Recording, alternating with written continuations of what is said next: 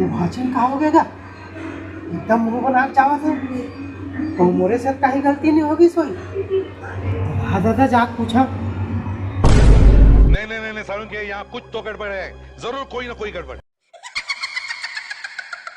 क्या हो गया भाची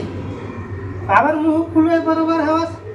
कैसे उदास कैस लगा था कोनो कहीं बोल दे बताने वो मैं थामा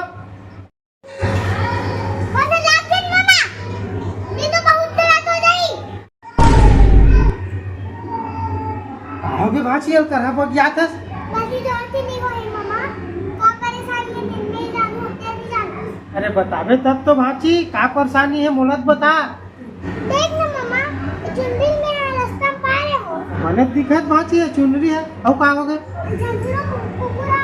ये चुनरी बोल है कि झपकत रही से तेकर वजह से तो परेशानी होई बोला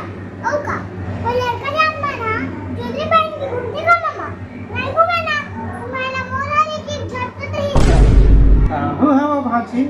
एक तो सूरा कहते नहीं कुकुर कहते ये का सूरा मुंह कुकुर कहते नहीं मामा वो दूरा दूरा सा दिखते और ओकर हरकत है वो कुकुरा सा नहीं ये तो लेटेस्ट न्यूज़ है। ये तो जी धाकले कारखाने यार